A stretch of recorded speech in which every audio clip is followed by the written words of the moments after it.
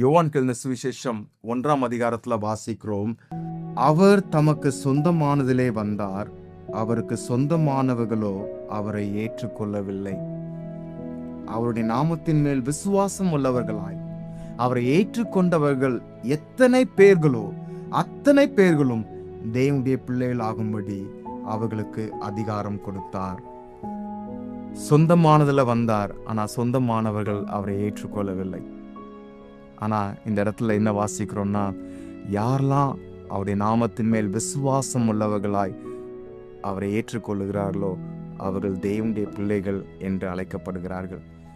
இன்றைக்கு இயேசு பிரசங்கித்த நற்செய்தி, இதுல உங்களுக்கும் எனக்கும் என்ன செய்தி அப்படின்னு சொல்லி நீங்க பாத்தீங்கன்னா, இயேசுவானவர் இன்றைக்கு அவர்தான் இரட்சகர், ஆண்டவர் என்பதாக வெளிப்படுத்தியிருக்கிறார். அவரை ஏற்றுக்கொள்ள வேண்டும், அவரை விசுவாசிக்க வேண்டும். ஒருவேளை இன்னும் நீங்க அடையாளத்தை எதிர்பார்க்கிறவங்களாக இருக்கிறீங்களா? இல்ல இன்னும் இயேசுவானவரை குறித்து யோசித்து இது உண்மையாக நடந்தது கிடையாது, அல்லது இவர் ஒரு மனுஷன் தானே, ஒரு குரு, இல்லைன்னா ஒரு பிலாசபர், இல்லைன்னா ஒரு டீச்சர் அப்படின்னு சொல்லி நம்ம யோசிக்கிறோமா? இவர் இரட்சகர், தம்மை அபிஷேகம் பண்ணவராக வெளிப்படுத்தியிருக்கிறார்.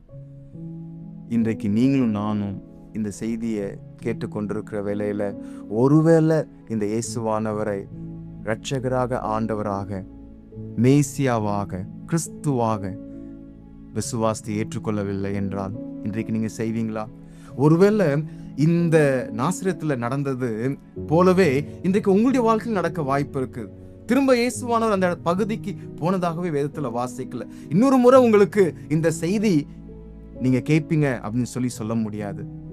இன்றைக்கே ரட்சணிய நாள்.